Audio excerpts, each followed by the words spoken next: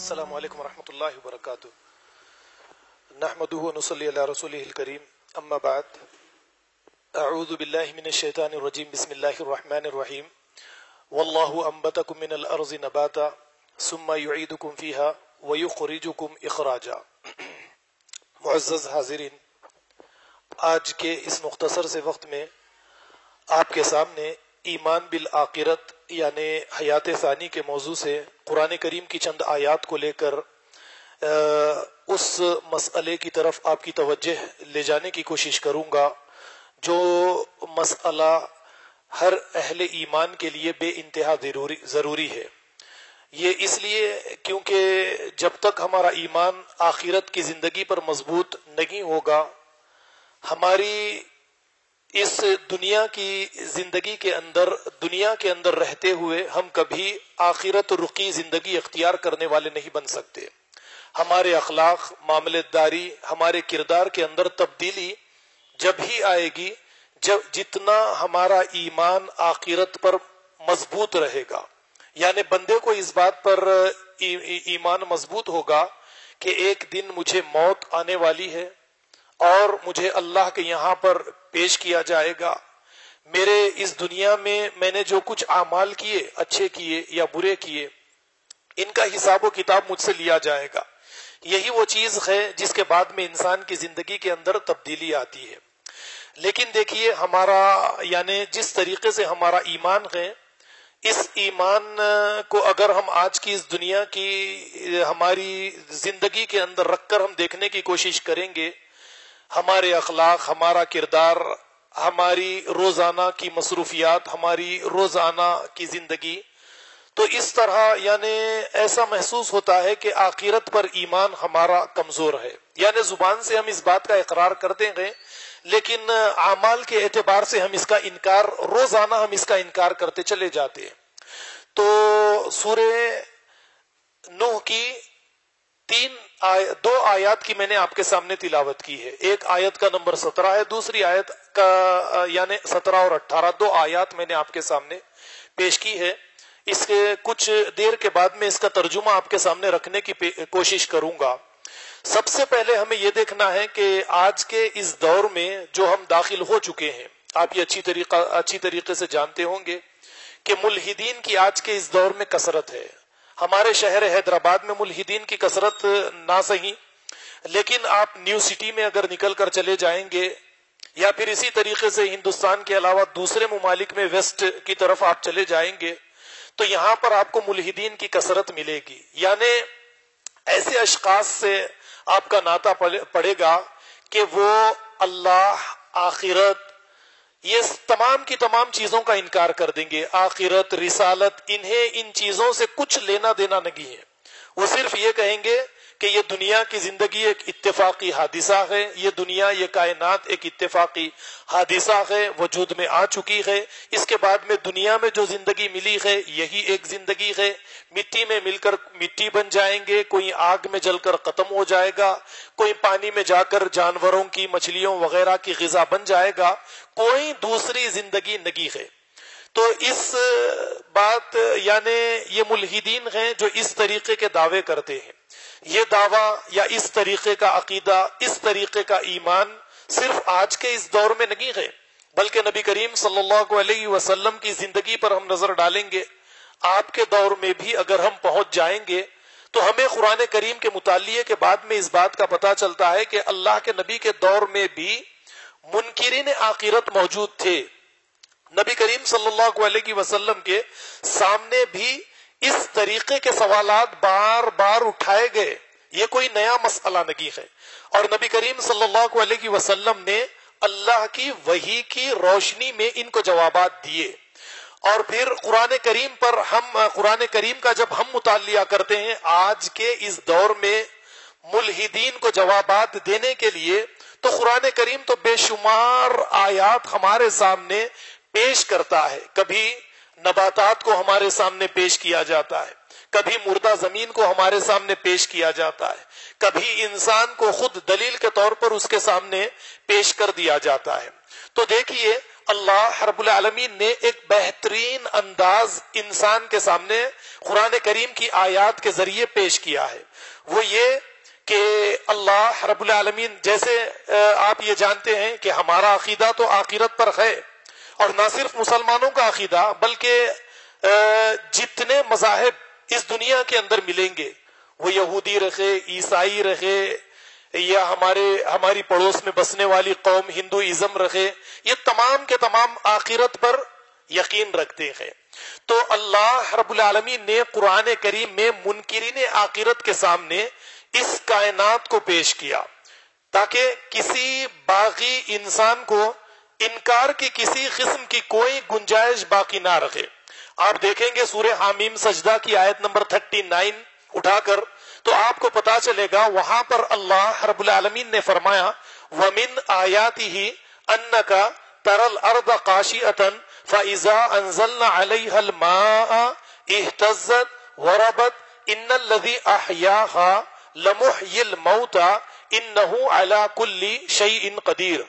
اے نبی صلی اللہ علیہ وسلم، یہ اللہ کی نشانیوں میں سے ایک نشانی ہے کہ آپ زمین کو مردہ حالت میں دیکھتے ہیں. یعنی گرما کا موسم آ جائے، آپ زمین پر نظر ڈالیے، اس کی ہریالی ختم ہو جائے گی، جھاڑوں سے درختوں سے اس کے پتے ختم ہو جائیں گے. یعنی مردہ حالت میں ہم زمین کو دیکھتے ہیں. اللہ تعالیٰ یہی نبی کریم صلی اللہ علیہ وسلم سے خطاب فرماتے ہوئے کہتے ہیں کہ آپ دیکھتے ہیں زمین مردہ حالت میں ہے، لیکن اسی مردہ زمین کو زندگی دینے کے لیے اللہ رب العالمین آسمان سے پانی برساتے ہیں. تو اے نبی صلی اللہ علیہ وسلم، آپ دیکھتے ہیں کہ یہی مردہ زمین کچھ ہی دنوں کے بعد میں دوبارہ زندہ ہو جاتی ہے. تو جس اللہ نے مری ہوئی زمین کو زندگی دی، وہی اللہ مرے ہوئے تمام کے تمام انسانوں کو کل قیامت کے دن دوبارہ زندگی دے گا. انہو علی کل شیء قدیر، وہ ہر چیز پر طاقت اور قدرت رکھتا ہے. یہ سورہ حامیم سجدہ کی آیت تھی. یعنی منکرین آخرت کے سامنے انسانوں سے قریب، یعنی انسانوں کے بالکل قریب کی مثال کون؟ یعنی آپ جانتے ہیں کہ ہر ایک انسان نباتات کے بیچ میں اپنی زندگی گزارتا ہے، اور نباتات کے بارے میں یہ اچھی طریقے سے علم رکھتا ہے. ہر سال اللہ رب العالمین نباتات کو مارتے ہیں، دوبارہ زندگی دیتے ہیں، نباتات کو موت دیتے ہیں، دوبارہ زندگی دیتے ہیں. یہ عمل ہم بار بار اپنی زندگیوں کے اندر اس زمین کے اوپر دیکھتے چلے جاتے ہیں. تو یہ ایک بہترین دلیل اللہ رب العالمین نے ہمارے سامنے قرآن کریم کے ذریعے پیش کی ہے. دیکھیے، میں نے جیسے پہلے آپ کے سامنے بات رکھی کہ منکرین آخرت نبی کریم صلی اللہ علیہ وسلم کی خدمت میں حاضر ہوتے، سوال کرتے کہ اے محمد صلی اللہ علیہ وسلم، مرنے کے بعد ہمیں زمین میں دفن کر دیا جائے، ہم مٹی میں مل کر مٹی بن جائیں، تو کیسے ممکن ہے کہ دوبارہ ہمیں زندگی ملے، ہماری دنیاوی زندگی کا حساب و کتاب ہم سے لیا جائے؟ یہ ناممکن بات ہے. ٹھیک اسی طریقے کی باتیں آپ کو آج کے اس دور میں بھی ملیں گی. اسی طریقے کے سوالات، کوئی نیا سوال نہیں ہے، وہی پرانا سوال لا کر ہمارے سامنے پیش کیا جاتا ہے کہ مرنے کے بعد میں مٹی میں مل کر مٹی بن جائیں گے تو ہمیں دوبارہ زندگی کیسے ملے گی؟ یہ ناممکن ہے. اللہ رب العالمین نے ان کے اس قول کو سورہ رعد کی آیت نمبر 5 میں نقل کیا اور فرمایا وَإِن تَعْجَبْ فَعَجَبٌ قَوْلُهُمْ أَإِذَا كُنَّا تُرَابًا إِنَّ لَفِي خَلْقٍ جَدِيدٍ. اے نبی صلی اللہ علیہ وسلم، آپ سے یہ جو سوال کرتے ہیں، آپ کو تعجب ہوتا ہے اس پر کہ جب ہم مٹی میں مل کر مٹی بن جائیں گے، ہمارا پورا وجود ختم ہو جائے گا، تو کیا ہمیں دوبارہ نئی زندگی دی جائے گی؟ ان کے اس سوال کو حل کرنے کے لیے دیکھیے اللہ رب العالمین نے انسان کو خود دلیل بنایا، دلیل بنا کر انسان کے سامنے پیش کر دیا کہ اس دنیا میں آنے سے پہلے انسان کا کوئی وجود نہیں تھا، کوئی اسے نہیں پہچانتا تھا، لیکن اللہ نے اس انسان کو ایک نطفے کے ذریعے دنیا کے اندر لا کر یہ ثابت کر دیا کہ اللہ رب العالمین ہر چیز پر طاقت اور قدرت رکھنے والے ہیں. سورہ دہر کی آیت نمبر آپ 1 دیکھیں گے، وہاں پر اللہ رب العالمین نے فرمایا هل اتا علی الانسان حین من الدہر لم یکن شیئا مذکورا، یعنی انسان اس دنیا میں آنے سے پہلے قابل ذکر کوئی چیز نہیں تھا، اللہ رب العالمین نے اسے پیدا کیا ہے۔ تو آپ غور کیجئے کہ یہ دلائل اللہ رب العالمین نے انسان کے سامنے پیش کر دیے۔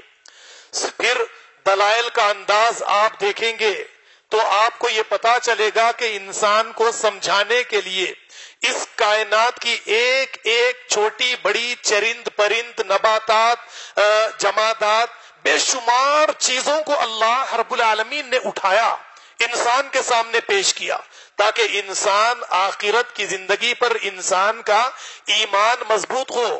جب تک انسان کا ایمان آخرت کی زندگی پر مضبوط نہیں ہوگا تو وہ اپنے لیے آخرت رخی زندگی اختیار ہرگز نہیں کر سکتا ہے۔ آج دنیا کے اندر آپ کو نماز پڑھنے والے مسلمان ملیں گے، روزہ رکھنے والے مسلمان ملیں گے، اور حج کرنے والے عمرہ کرنے والے مسلمان ملیں گے۔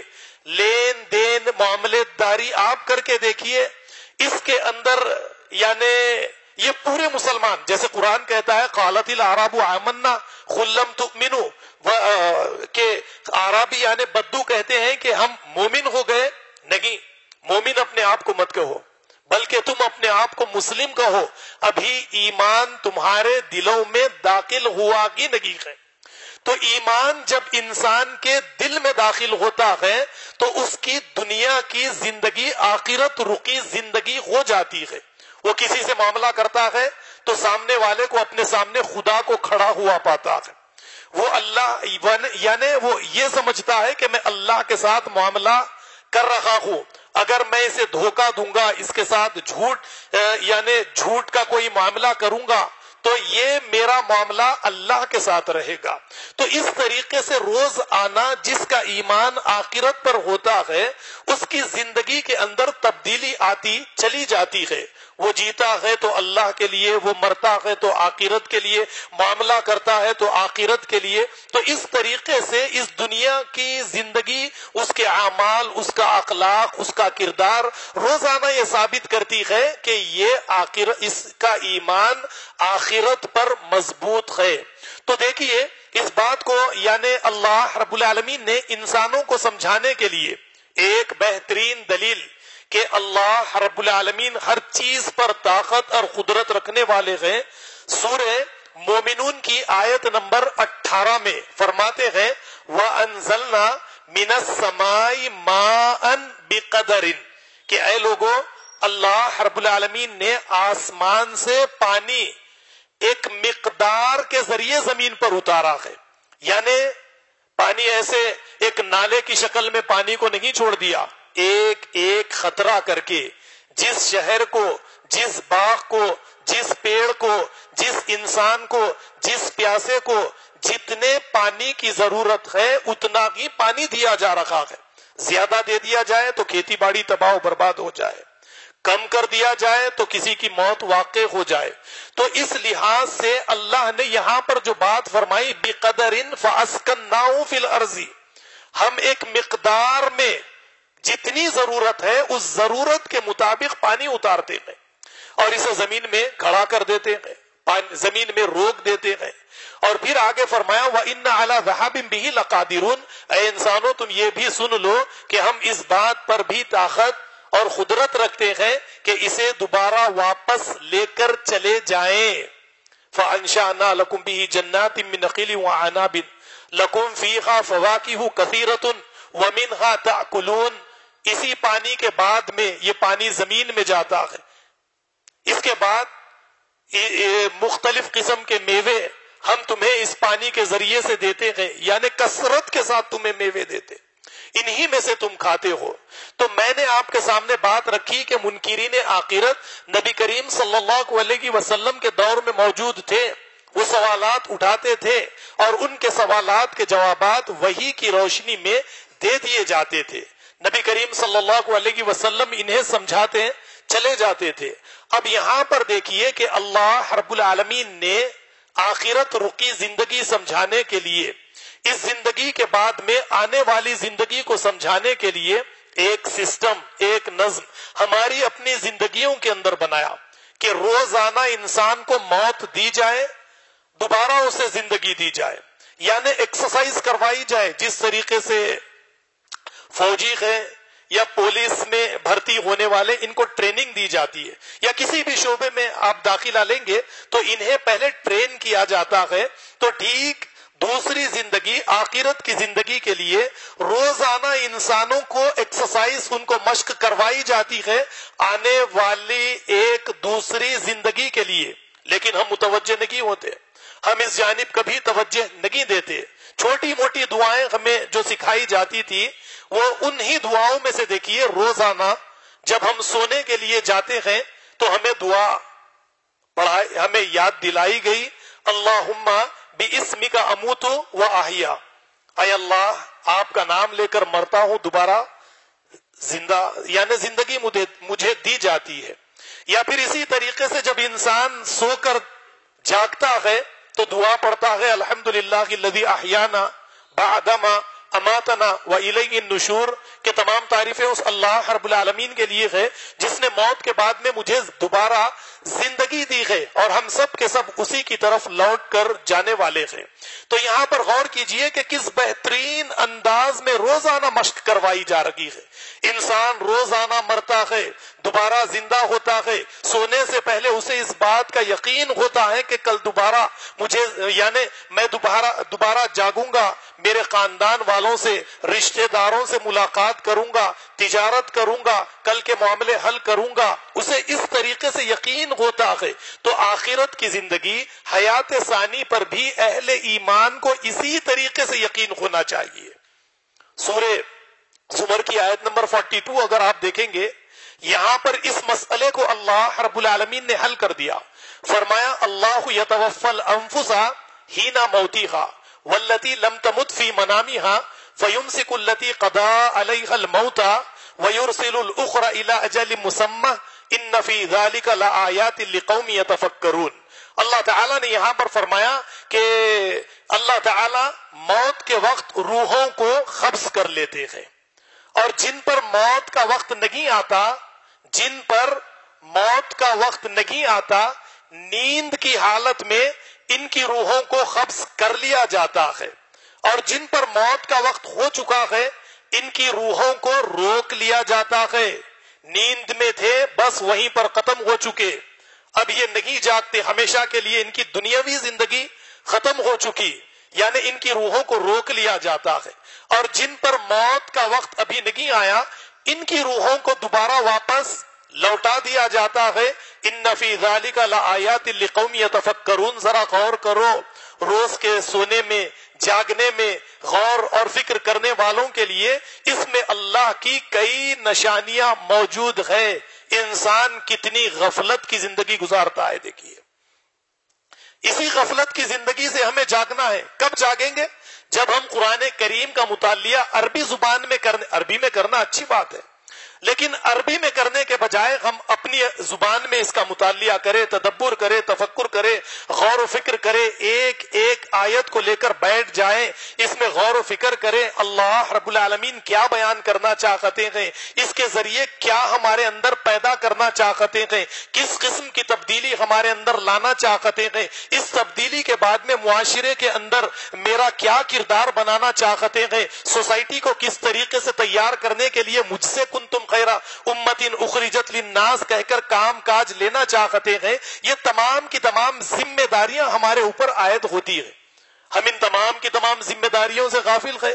تو ہم قرآن کریم کی آیات، قرآن کریم کو سمجھ کر دوسروں تک پہنچائیں گے، یعنی بہترین انداز میں. جو انداز قرآن کریم نے اختیار کیا ہے تو لوگ آخرت کی زندگی کو سمجھیں گے. لیکن ہم اس طریقے سے آخرت کی زندگی کو، یعنی قرآن کریم کے ذریعے آخرت کی زندگی کو سمجھانے کے بجائے فَوَيْلٌ لِّلَّذِينَ يَكْتُبُونَ الْكِتَابَ بِأَيْدِيهِمْ ثُمَّ يَقُولُونَ هَٰذَا مِنْ عِندِ اللَّهِ، اس طریقے سے اپنے ہاتھوں سے لکھی ہوئی کتابوں کو لیتے تھے اور آخرت کو سمجھانے کی کوشش کرتے ہیں. یہی مسئلہ ہے کہ بڑی گڑبڑ ہو جاتی ہے اور لوگ صحیح طریقے سے آخرت کی زندگی، حیات ثانی کی زندگی کو نہیں سمجھ سکتے. تو روزانہ مشق کروائی جا رہی ہے، روزانہ زندگی دی جا رہی ہے، روزانہ موت دی جا رہی ہے. اب اس کے بعد میں جیسے قرآن کریم کہتا ہے وفی انفسکم افلا تبصرون، تم خود اپنے آپ کے اندر غور و فکر کرو، ہم تمہیں اپنی نشانیاں اے انسان تمہارے اپنے اندر دکھائیں گے. قرآن کریم کی یہ آیت ہے. تو یعنی دوبارہ زندگی کی شہادت کے سلسلے میں اب جو چیز میں آپ کے سامنے پیش کرنے کے لیے جا رہا ہوں وہ ہے جنین، جو ماں کے پیٹ میں نشو و نما پاتا ہے. جس طریقے سے ایک پیڑ اور پودے کا ظہور یعنی ایک بیج سے یا چھوٹی سی گٹلی سے ہوتا ہے، اسی طریقے سے جنین کا ظہور جو ہے وہ ایک نطفے سے یا پانی کی ایک بوند سے ہوتا ہے.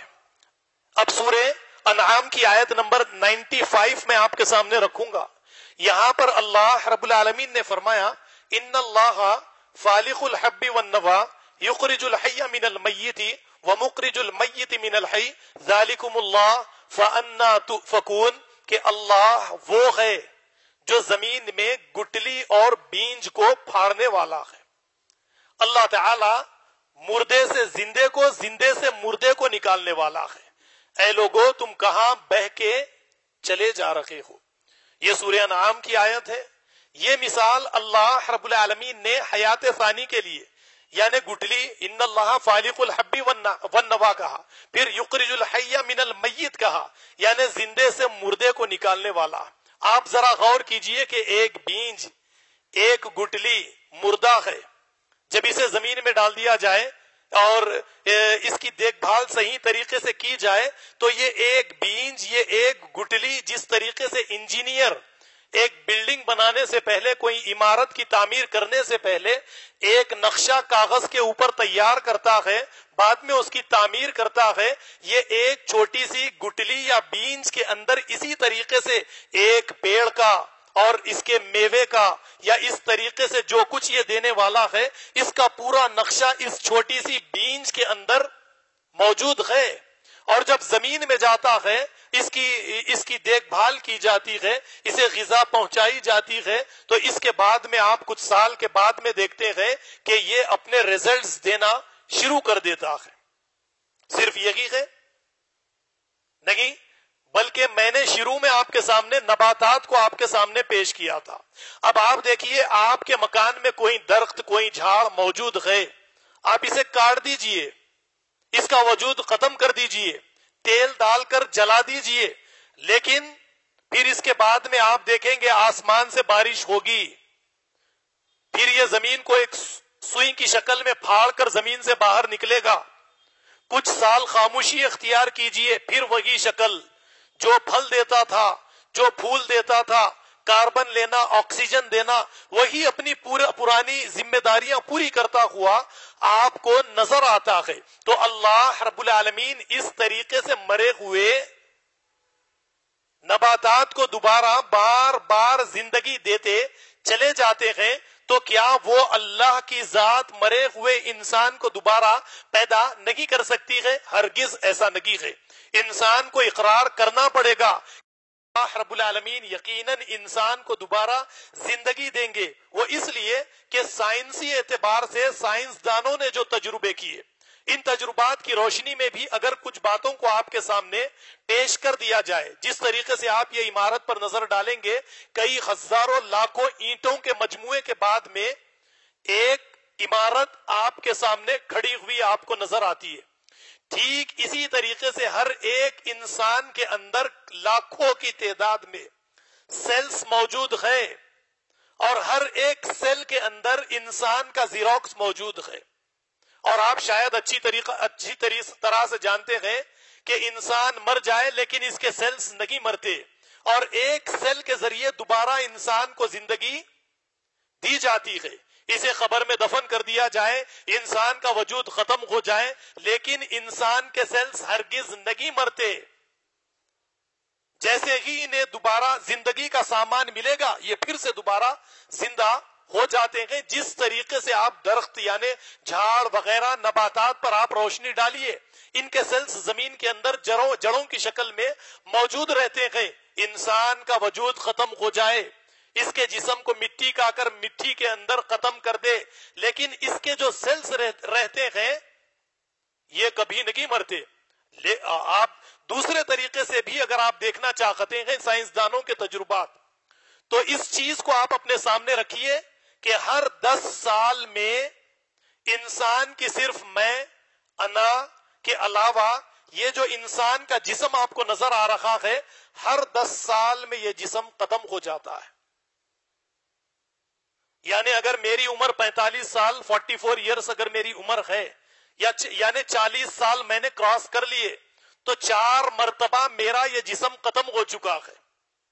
4 مرتبہ یہ جسم ختم ہوا، مجھ کو نیا جسم دیا گیا ہے. یعنی سائنسدان جب یہ تجربے کر کے اس بات کو ثابت کر دے تو ہم ایمان لے آتے ہیں. یعنی میرے یہ ہاتھ وہ ہاتھ نہیں ہے، یہ چہرہ وہ چہرہ نہیں ہے. تو ٹھیک اسی طریقے سے دوبارہ زندگی پر ایمان لانا ہمارے لیے کیا مشکل ہے بتائیے. سائنسدانوں نے ایسے تجربے جانوروں پر بھی کیے ہیں. آپ یہ اچھی طرح سے جانتے ہیں کہ کسی مادہ کا انڈا، کسی مادہ کی زردی لی گئی اور اسے یعنی کسی مادہ کے رحم کے اندر رکھا گیا اس زردی کو، اور کامیابی کے ساتھ جانور اس دنیا کے اندر پیدا کیے جا رہے ہیں. اب قرآن کریم کی 2 اہم آیات کی طرف میں آپ کو لے کر آنا چاہتا ہوں. سورہ قیامہ ہے، دیکھیے آیت نمبر 3 اور 4 ہے، اور وہاں پر اللہ رب العالمین جیسے فرماتے ہیں، کیا انسان یہ سمجھتا ہے اَيَحْسَبُ الْإِنسَانُ أَلَّن نَجْمَعَ عِظَامَهُ کہ ہم اس کی ہڈیوں کو دوبارہ نہیں برابر کریں گے، نہیں جوڑیں گے، اس پر گوشت وغیرہ چڑھا کر اسے دوبارہ نہیں کھڑا کریں گے، اس کا حساب و کتاب نہیں لیں گے. اللہ تعالیٰ آگے فرماتے ہیں بلا قادرینا علی ان نسوی بنانا، ہاں ہم تو اس بات پر بھی قدرت رکھتے ہیں کہ اس کی پور کو تک درست کر دے. یعنی اسٹیمپ، ہم یہ جو ہم انگوٹھا لگاتے ہیں، ہم کو آج سے 100 سال پہلے اس کے بارے میں کوئی خبر نہیں تھی کہ ایک کا انگوٹھا دوسرے کے انگوٹھے سے جدا ہوتا ہے. لیکن دیکھیے قرآن کریم آج سے کئی ہزار یعنی 1400 سال پہلے ہمیں یہ بتاتا ہے کہ ہم اس کی پور کو تک درست کرنے والے ہیں. یعنی قرآن کریم کا اگر ہم اس انداز میں مطالعہ کریں گے تو ہمارا ایمان آخرت کی زندگی پر مضبوط ہوگا. نبی کریم صلی اللہ علیہ وسلم سے بھی سوال کیا گیا تھا کہ اللہ کے نبی صلی اللہ علیہ وسلم جب ہم مٹی میں مل کر مٹی بن جائیں گے تو ہمیں دوبارہ کیسے زندگی ملے گی؟ اللہ کے نبی نے فرمایا تھا کہ قیامت کے دن ایک بارش ہوگی، ایک خاص قسم کی بارش ہوگی، اور بارش کے بعد میں جس طریقے سے ترکاری میوہ اگتا ہے زمین سے، تم ٹھیک اسی طریقے سے کل قیامت کے دن زمین سے دوبارہ نکل جاؤ گے. میں نے سورہ نوح کی 2 آیات کی تلاوت شروع میں آپ کے سامنے کی تھی. وہاں پر بھی اللہ رب العالمین نے جو فرمایا واللہ انبتکم من الارض نباتا ثم یعیدکم فیہا ویخرجکم اخراجا. اللہ وہ ہے جس نے تمہیں پودے کی طرح زمین سے باہر نکالا اور پھر موت کے بعد اسی زمین میں تمہیں دوبارہ واپس بھیج دیا جائے گا، اور قیامت کے دن دوبارہ تمہیں اسی زمین سے باہر نکالا جائے گا. تو دیکھیے یہاں پر سورہ نوح کی ان آیات کے اندر بھی یہی بیان کیا گیا. اور آپ ذرا غور کیجئے کہ اگر ہم کسی درخت کو اگانا چاہتے ہیں تو ٹھیک یہی راستہ، یہی طریقہ ہے، ایک بیج کو لے کر زمین میں دفن کر دینا. انسان مرتا ہے تو ٹھیک ایک بیج کی شکل میں لے جا کر اسے زمین کے اندر دفن کر دیا جاتا ہے. وہ اس لیے نہیں کہ اس کا وجود ختم ہو جائے، بلکہ اس لیے اسے دفن کیا جاتا ہے کہ اسے ایک دوبارہ دوسری زندگی ملے، اسی لیے اسے زمین کے اندر لے جا کر دفن کر دیا جاتا ہے. تو یہ چند آیات قرآن کریم کی میں نے آپ کے سامنے پیش کی ہے تاکہ ہمارا ایمان آخرت کی زندگی پر، حیات ثانی پر مضبوط ہو جائے، اور ہم ایک کردار اس دنیا کی زندگی کے اندر متعین کر سکے کہ کس طریقے سے اس دنیا کی زندگی کے اندر ہمیں رہنا ہے، کس طریقے کی معاملت داری ہمیں لوگوں کے ساتھ کرنا ہے. اور یہی وہ چیز ہے جس کے ذریعے سے ہمارے اخلاق، کردار، ہماری معاملت داری، لین دین، ان تمام کی تمام چیزوں کے اندر تبدیلی آتی ہے، اور ہمارا ایمان دن بدن مضبوط ہوتا چلا جاتا ہے. میں اللہ سے دعا کرتا ہوں کہ جو کچھ بھی کہا گیا ہے اللہ تعالی ہمیں اسے سمجھنے والا، دوسروں کو سمجھانے والا بنائے. وآخر الدعوانا ان الحمد للہ رب العالمین. والسلام علیکم ورحمۃ اللہ وبرکاتہ.